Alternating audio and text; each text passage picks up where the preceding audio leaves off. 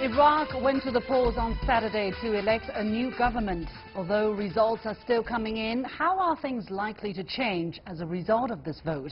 And as China creates a national social credit system, how will it address the crucial question of trust among the country's population? Welcome to The Point. I'm Liu Xin.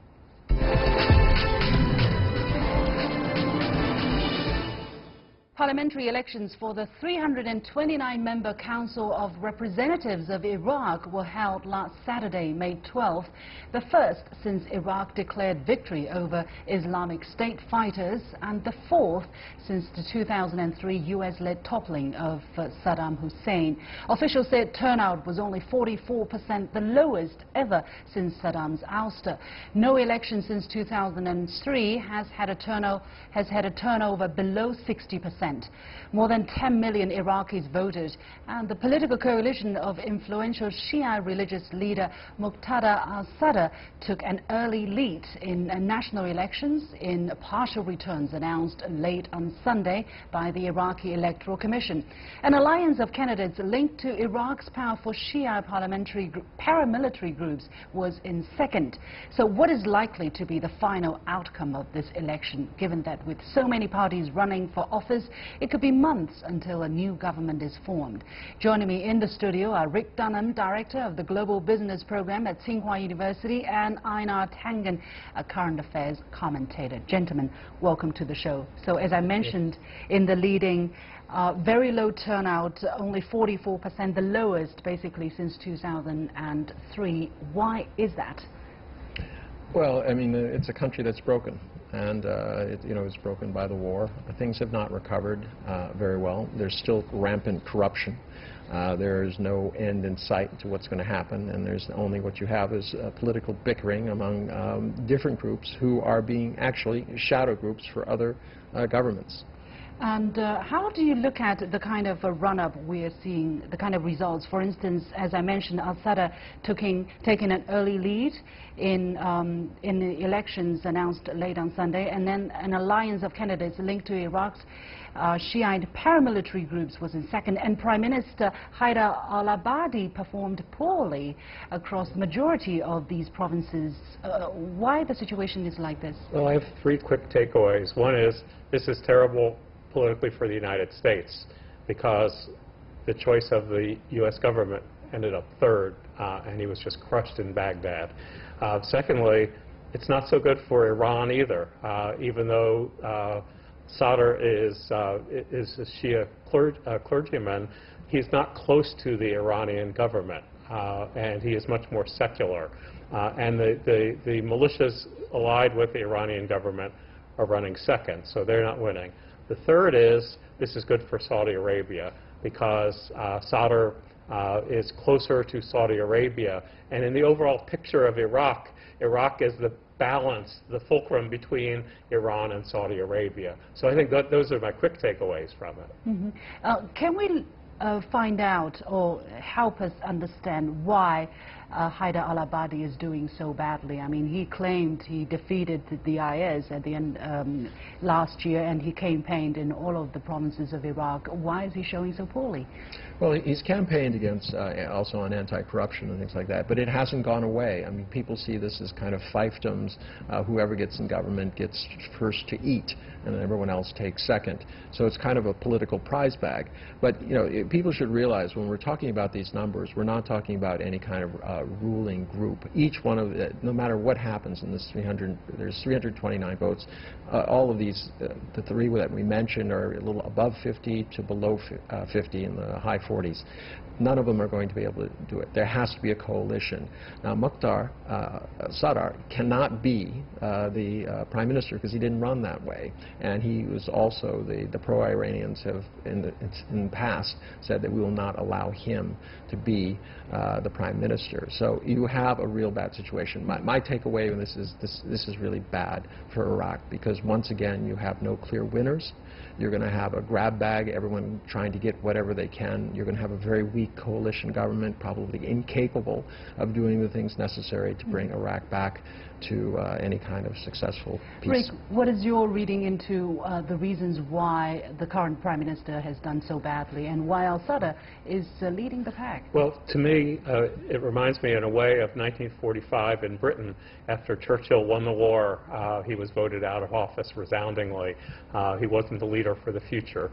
In this case, it is that the people see corruption. They're really sick of, they don't see their lives getting better, having gotten better. They see corruption. They don't see any financial advantage, any economic gains. And it's particularly true in Baghdad. And it was just a huge, I mean, the turnout was skewed toward Baghdad, and that was where he was crushed. In the rest of the country, he was competitive. And it's just average people. I mean, part of his coalition is the Communist Party, and he is very populist in his message. The poor people are banding behind him because they haven't seen gains since the U.S. basically destroyed the economy during the invasion in 2003. What about al-Sadar? On what platform is he performing so well? Well, his is populist. I will make your lives better. I will root out corruption. Now, he may not be able to do everything that he said, but this appeals to people whose lives have not gotten better. And if anything, they've just seen warfare since then. I mean, the Civil War in 2005, 2006, and the battle against ISIS. And I think that they are willing to give him and his forces a chance. But as we were saying, there has to be a coalition formed, and we don't know who's going to be part of the coalition. Right. You should also keep in mind that he's very organized. During his time there, his groups have been passing out aid and food, providing hospital care and things like this. And he's very famous because his father was one of the people, one of the religious leaders who was killed by Saddam Hussein, as was his uncle. So he's kind of seen as a martyr, somebody who's independent. Remember, he's playing all sides. He is not against the U.S., he's against Iran. So he's trying to say, look, I'm a nationalist. It's Iraq for Iraq, and this, I think, is what has helped propel him from a very low start. Right. Of course, we don't know the exact picture of the coalition government that might be formed. However, how do you look at the kind of vague idea of a coalition government if, and as preliminary results have shown, al-Sadar is keeping that lead? So how will the government look like, and how is that going to shape the politics in the Middle East in the near future, Well, Rick? I think the big question is whether the Shia coalition, the religious coalition that's running second, agrees to play in the government. If they don't, if they decide they're not going to, it shifts it much more toward what would be a either neutral or slightly pro-Saudi, if not anti-American, neutral in that case. Now, if the second place group decides, hey, there's power and we said we're not going to do it, but we will, then that could really shift things. Mm-hmm. So given the time we are at this moment, the U.S. pulling out of the Iran deal and moving the embassy into Jerusalem, what kind of implications are we potentially looking at? Well, we're looking at possibly Iraq being used as another proxy war site between the forces of Saudi Arabia, Iran, and supported by the U.S. and Iran, perhaps supported by Russia. It's hard to know at this point because things are in such flux. But this has really been one of the sparking points for this, and this is why a lot of the people feel very discouraged. They see once again the kind of clouds of war forming on the horizon. Once again, the United States is involved, and so is Iran. They're tired of being a proxy, and this is why I do think that Muqtsda he has pretty radical ideas, but he's been appealing to them. What was surprising is Maliki, who was the previous prime minister, did just terribly. Everyone thought that he would at least make a good showing. Didn't make it. Mm-hmm. Rick, your take on the potential we're looking at in that part of the world?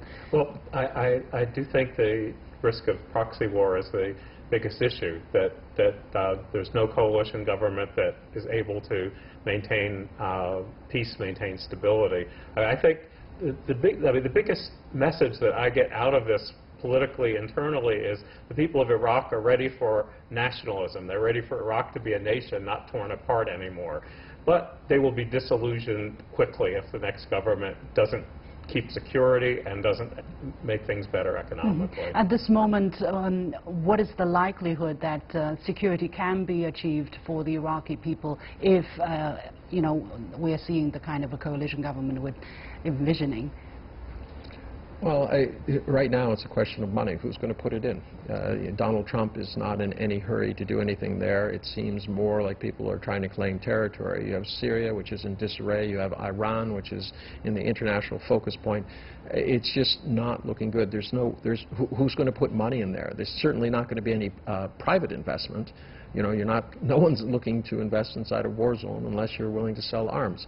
So it's a very, very bleak picture. I do think that, you know, Sadar is probably the one who best represents them. But as I said, if he can't deliver, you're going to continue to see these numbers of people voting going down. And the answer to whom could be Saudi Arabia. If Saudi Arabia sees this as a chance in the battles for Islam against Iran, that they could, I mean, it's in the interest of Saudi Arabia to have stability and not to have an Iranian ally running the government in Baghdad. But all of this depends on the negotiations over the coalition government, which could take months. Okay, I think one of the things that was interesting was the women's quota, the quota for women to be sitting in Parliament, 25%. How do you look at that? I mean, it's still a very conservative society, as I understand, and yet it is written in the Constitution that women must make up 25% of the seats, whether or not they are qualified candidates to do that. How do you look at that? Is it a progress? How do you look at that? Well, I think it's good, but I'm certain it was put in by the United States, not by the locals. By the way, the U.S. only has 19% or something, right? In the House, yes. Yeah, well, but we're good at preaching, but not necessarily practicing. So. Blake, your take, yeah? Well, I agree there. I think when you look at the world's three largest economies, the United States, China, Japan, all of them underrepresent women in the center of power, and the Middle East is not an area that historically has been pro-women's rights. But I mean, I think this is good. Every time you bring women into power, Saudi Arabia is taking the first baby steps toward that. I mean, we're so far behind Europe, the Americas and the Middle East and Africa. China as well. And China as well. I mean, Europe is way ahead of the rest of the world, though in very few countries do we see 50%. I mean, there are very few Finlands in the world. Okay. Well, let's put it this way. With 25% of the things, they can't do any worse than the men have been doing up to this point. So let us hope that they can do better. Okay, thank you very much. We have to leave it there. Rick Dunham, Director of the Global Business Program at Tsinghua University, and Aina Tangen, a current affairs commentator. And you have been watching The Point with me, Liu Xin. We'll take a short break. And when we come back, we're going to discuss the national social credit system in China, what that means, and the pros and cons of it. Stay with us.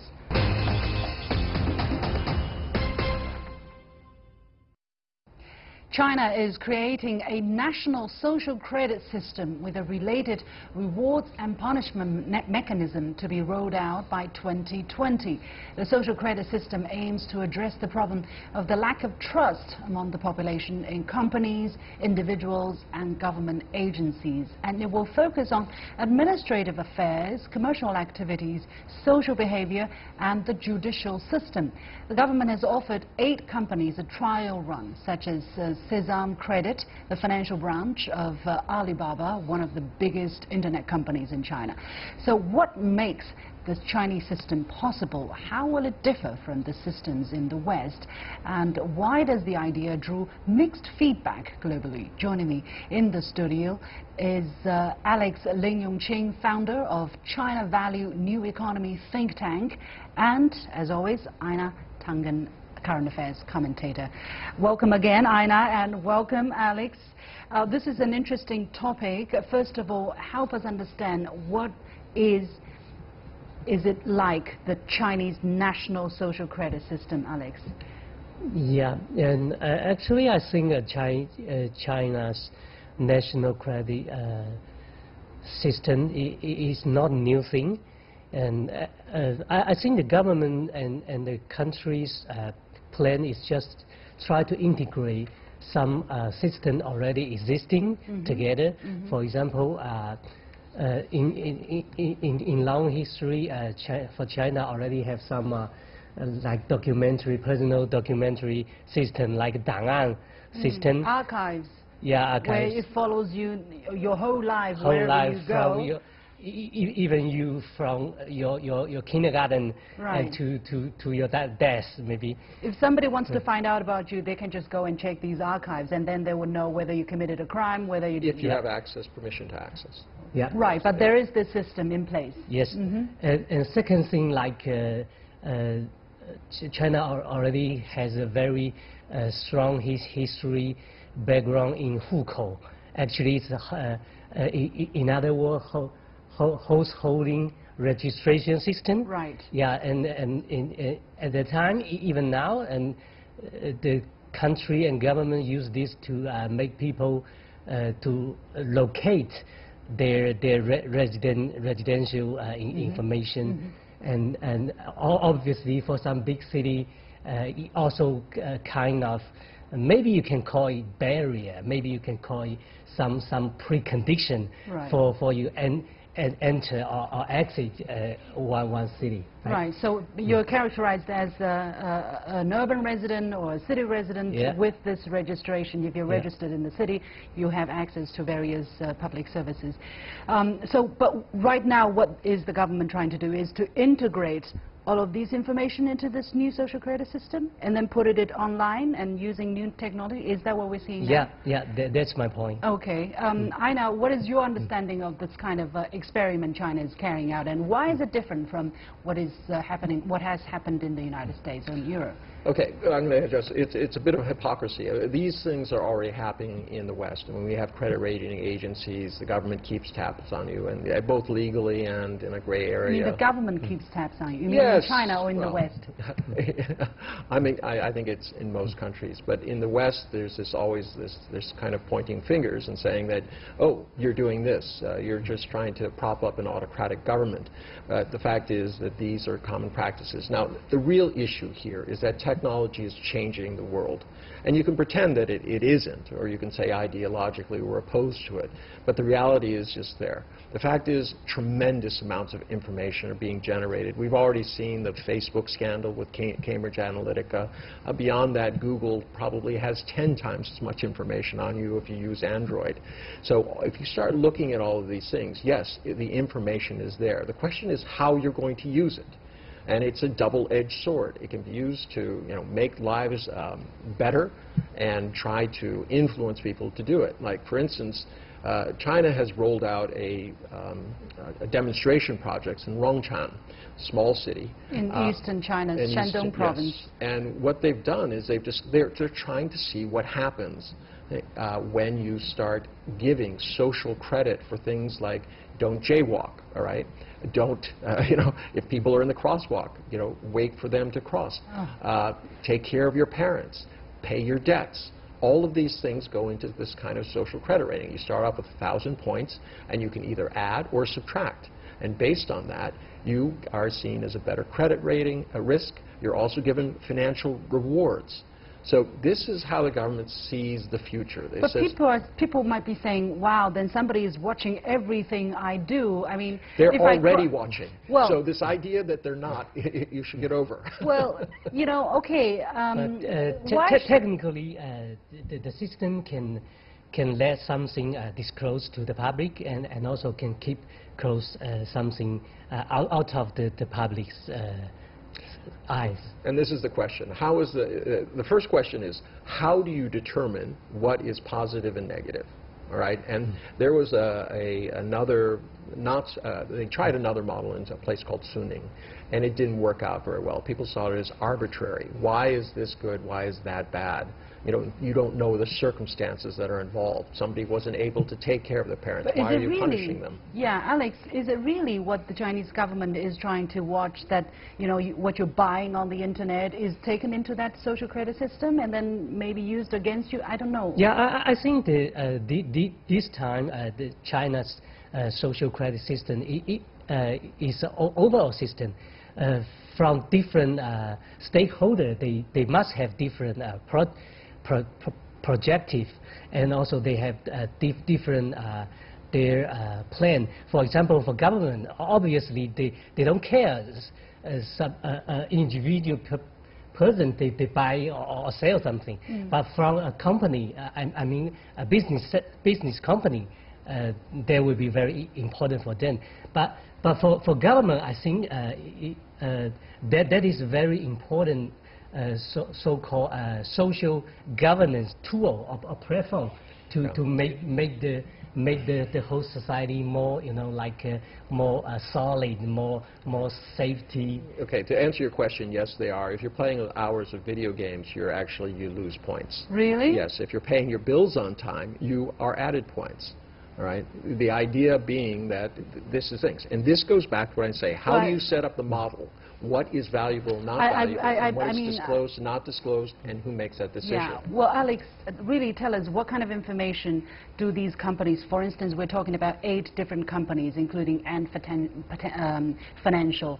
Of course, if I don't pay my bill or if I default on some kind of a contract, such as hiring a car or buying some goods online, my credit would be taken away, I understand. But what I buy online, would that be would that be considered into the my social credit ratings? It depends on the whole criteria.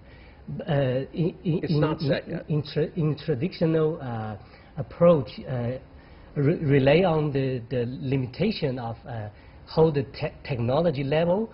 Maybe you can also only use very how to say limit dimension to judge or define something. But currently, after the technology more improved, you can use more dimension, more criteria to make it more clarify, to make it more exact to judge one thing. He's a sociology major, so he knows about setting up the kind of models that we're talking about. But the answer is yes, but it doesn't matter whether the government says we're keeping a social model of you, all right, and judging it, because it's happening across the world. I mean, people buy the information. Cambridge Analytica bought it because they wanted to tap into the fears and beliefs of individuals, separate them out, and send them targeted messages. But, whatever you do online now, people have to realize it is now basically public. And that information is being sold, and people are, not the government, private entities are making decisions about you, to this end, including your credit. To this end, I understand, but it is hard to imagine that what I bought as snacks, for instance, would figure into my social credit rating. Absolutely, because if you're buying cigarettes, all right. Will that figure into my social credit rating? Why wouldn't it? Because now you're impacting What does that society. say about me? What it says about you is that you have a higher likelihood of having lung cancer, which means that you're going to be a greater burden on the health system. So I have to pay more for my health insurance? No, but they can downgrade. You can just say, look, in terms of your longevity, it just went down. Yeah. I mean, the question in a society is how you're going to value these things. All right. The fact is that the private entities are already doing this. They have access to that. So this idea that the government shouldn't do it, but private entities should. What's the difference between the government doing it and the companies doing it? I think the government, you can have more control. You have no control whatsoever on a private entity and how they use your information. Well, people are saying, well, the government is like a big brother watching over everybody, being all wheeling, overarching. How do you counter that? Yeah, but the fact is it's already there. They already have the tools to do this. To say that we don't want this to happen, all right, is impossible. In the U.S. we say that, but it doesn't prevent it. Yeah. Also, I think in China, there are different culture when comparing with that of Western. Chinese people, how to say, always already get used of such of situation. I don't say it's good or right, but I just say it's already sort of culture. And another comments back to your previous question.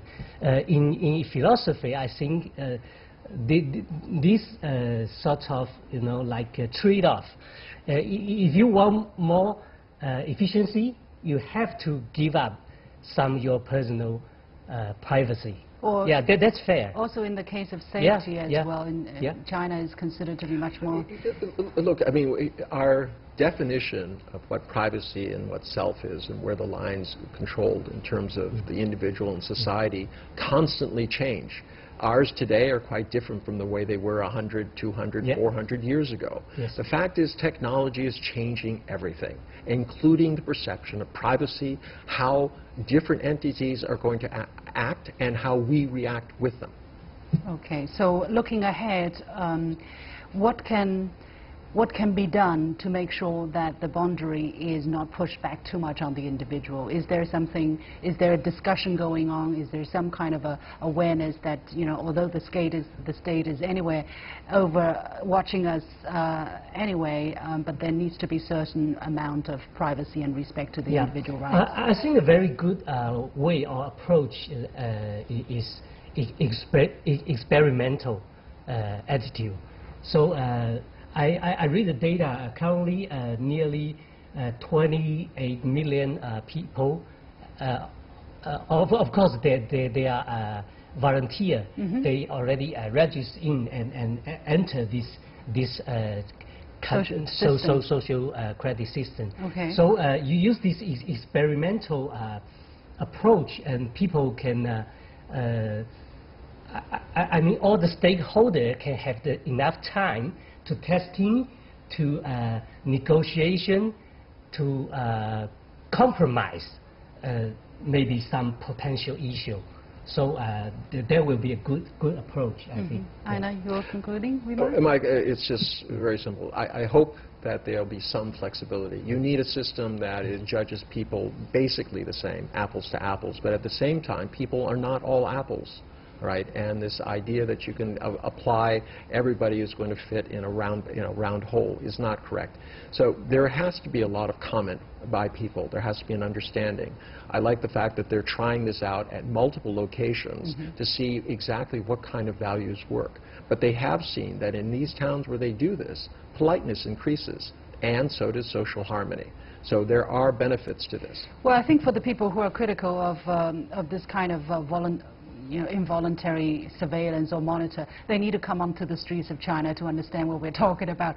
When you are driving among everything in all directions at the same time, you know why something more powerful, more efficient is necessary. Anyway, many thanks to my two guests, Alex Ling Yongqing, founder of China Value New Economy think tank, and as always, Aina Tangen, current affairs commentator. And that is it for this edition of The Point with me, Liu Xin. As always, you can follow me on Facebook and Twitter using the handle The Point with LX. Download the application called CGTN to watch the show on your mobile devices, or go to YouTube and look for CGTN The Point. Thanks for watching. You've got The Point. Thank you very much.